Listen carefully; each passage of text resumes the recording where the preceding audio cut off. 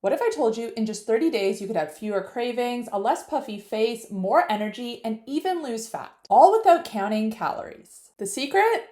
Cutting out sugar. Most people don't realize how much blood sugar swings impact their mood, metabolism, and hunger levels. But when you remove sugar, your body becomes more efficient at burning fat, and you'll start to notice some amazing changes. Today, I'm going to walk you through exactly what happens when you quit sugar for 30 days, from the first few days of withdrawal to the long-term benefits you'll start seeing by the end of the month.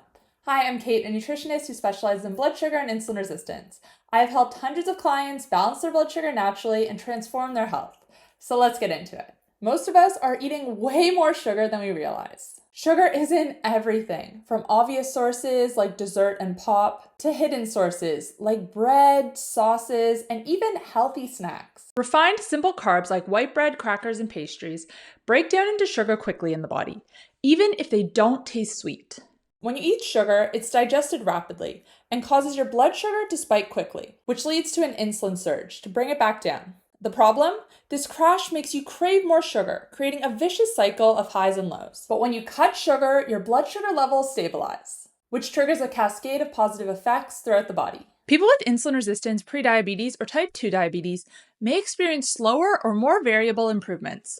Always consult a healthcare provider for individual guidance. So here's what happens week by week when you go 30 days without sugar. Week 1, withdrawal and blood sugar stabilization. Now, I'm not going to sugarcoat it, no pun intended, but the first few days aren't easy. However, they are the most important. If you're used to eating sugar, you may experience withdrawal symptoms like headaches, irritability, or fatigue.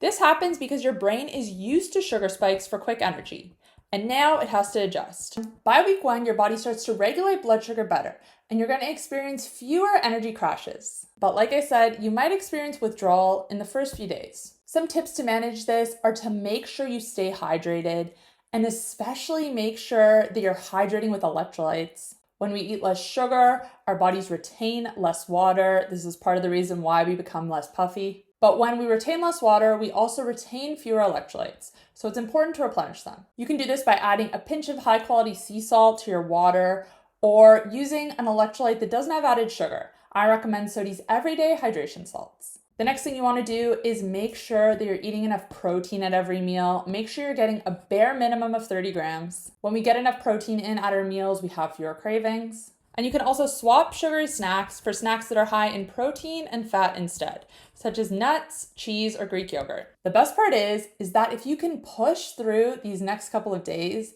it only gets easier. By the end of the week, you're going to notice a significant decrease in your cravings. Week 2 is when fat burning starts to kick in. Once you're past the withdrawal phase, this is when your metabolism starts shifting. When sugar intake drops, insulin levels decrease, which allows your body to burn stored fat for fuel.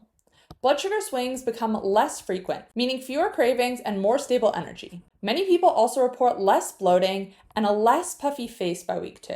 Sugar causes inflammation, which leads to water retention and puffiness. Without sugar, your body holds on to less water, making your face look leaner and your stomach less bloated. By week 2, your body will start to become fat adapted, even if you haven't reduced carbohydrates overall in your diet. This means it's going to be more efficient at burning fat for energy instead of relying on sugar and carbs. A 2023 review study concluded that reducing dietary sugar intake can lead to lower body weight and better metabolic outcomes in many people. Now, if you're cutting sugar but still want something sweet, you might be wondering what's the best alternative, especially during those first few days of withdrawal. One of my favorite sugar alternatives is allulose, and I specifically love Sparkle Wellness's organic allulose. Allulose is what is considered to be a rare sugar that's naturally found in small amounts in foods like figs and raisins.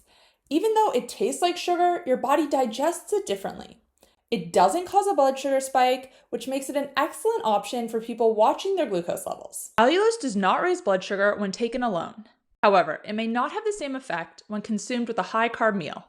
And the best part, unlike other sugar substitutes, it doesn't have an aftertaste. I love Sparkle Wellness Organic Allulose because it bakes, dissolves, and caramelizes just like sugar.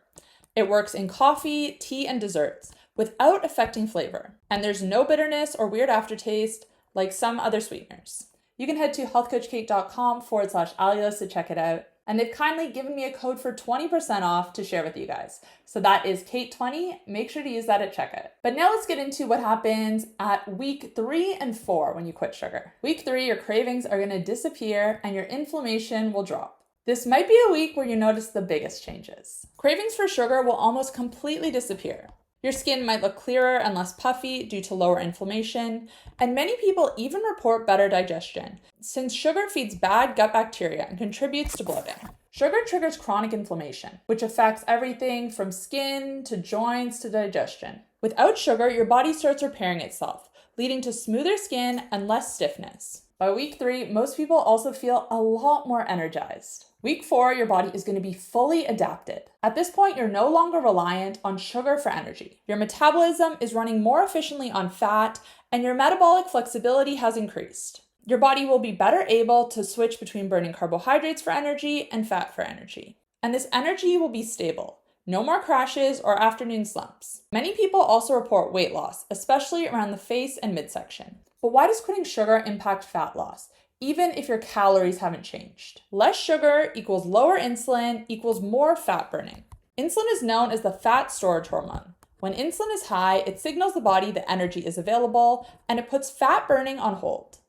When insulin is low, this is when your body taps into your stored body fat. By the end of the 30 days, you're probably going to be feeling so much better, and you'll wonder why you didn't do this sooner. So what happens if you quit sugar for 30 days? Week 1 is going to be the hardest. You'll experience withdrawal, but energy crashes will improve. By week 2, your body starts burning fat more efficiently and cravings start to fade. Week 3, inflammation drops, bloating improves, and your skin looks better. And by week 4, your body is going to be fully adapted. Cravings will be gone and you'll feel lighter and more energized. Have you tried quitting sugar before? Let me know in the comments down below. And if you're quitting sugar but still feel like you need a little bit of sweetness, make sure to check out Sparkle Wellness's Organic Allulose. The link will be in the description box down below, and you can save 20% by using code Kait20 at checkout. If you guys found this video helpful, make sure to subscribe. I'm posting videos on blood sugar, weight loss, inflammation, all of the time. And by all the time, I mean 2 to 3 times per week. Thanks guys for watching, and I'll see you in the next video. Bye.